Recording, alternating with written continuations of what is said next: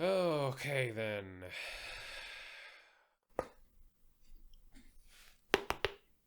Oh, I wonder did the mic pick that up? I think it did. So, we're less than a month out from when Black Adam's going to release in cinemas, and the hierarchy of power in the DC universe is going to change. That one line that keeps on getting used for this movie, like at every possible opportunity. The second trailer for the movie came out pretty recently, and it's got a much better buzz compared to the first trailer because it doesn't have really clunky dialogue and just really stereotypical lines of just like, oh, the world needed a hero and it got me, all that weird stuff.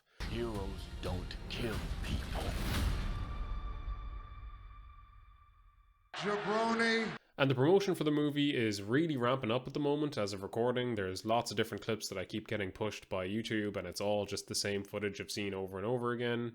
So, that's fun. And because this is literally one of the two movies that Warner Brothers can afford to release this year, so that's nice. There's been a bit more revealed about the movie. We see a bit more of the Justice Society, we see Amanda Waller, a few other bits and pieces like that.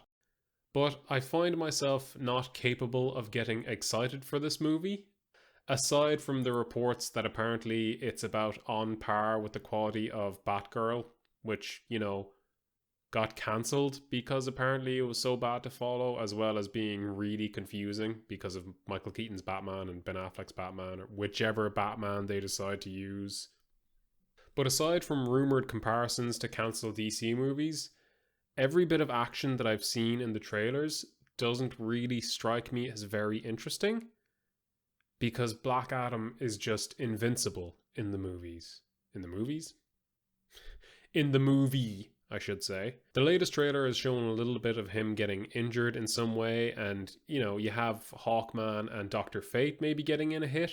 There's a point in the trailer where Cyclone throws a car at him, and he just atomizes the car with his lightning, which is a cool idea. That's pretty cool, because he's being held by a bunch of Dr. Fates as well, so there's some interesting stuff there. But seeing that, and seeing Black Adam just block Hawkman's hit from other trailers, kind of reminded me of something that happened a few years ago with the Fast and Furious movies. There was a number of reports that came out that Vin Diesel and Jason Statham, I think, and The Rock all had contracts in the Fast and Furious movies that whenever they're in an action scene and if their character gets hit, their character has to either return a hit of equal strength and damage or a greater amount. So let's say if Jason Statham and The Rock are fighting in their movie and one of them throws a haymaker, the other one's going to throw a haymaker back. If one of them gets thrown through a wall, they're going to get thrown through a wall again in the next second. And the reason that I am not getting excited for this movie is because I get the feeling that there's going to be something similar to this from the Fast and Furious movies in effect here for The Rock. Aside from the fact that the Justice Society are meant to be the antagonists of the movie, it doesn't really make a lot of sense to have antagonists that actually physically cannot damage the hero. And especially if you have a character that's that powerful, who also has this stipulation in their contract that if they get hit, they have to return another hit. That just ruins action sequences entirely. Now, I'm talking about all of these stipulations that I think may ruin the movie, and I'm willing to be proven completely wrong. If this is a genuinely good movie, great, fantastic. It's about time that DC got one good movie in.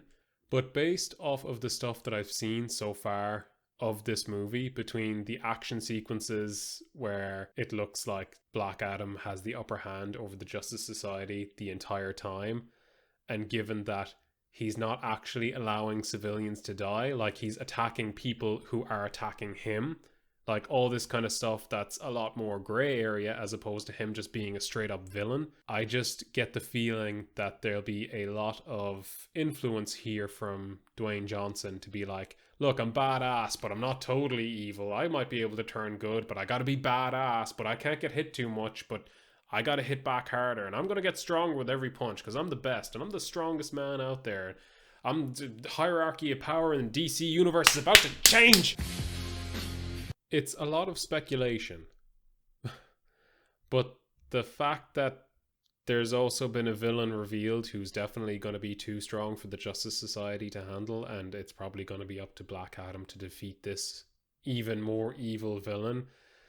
They're probably just going to make this character more of a good guy, really. I just get the feeling that this is a movie that is guided by the lead actor's ego a little bit too much, and that may hamper the movie quite a bit. Look, I'm willing to be proven wrong in all this. I hope it's a good movie. Like, I hope I'm wrong. I'm literally just speaking out of, like, I got a feeling here. But hey, maybe I'm wrong about all this, and The Rock will personally come to my house and whoop my candy ass and drop the people's elbow on me. Literally, this is just a random thoughts video, but I get a feeling watching the trailers, okay? I got a feeling. I don't think it'll be great. And I'm very curious to see what will happen with this movie. But hey, the hierarchy of power in the DC universe is about to change.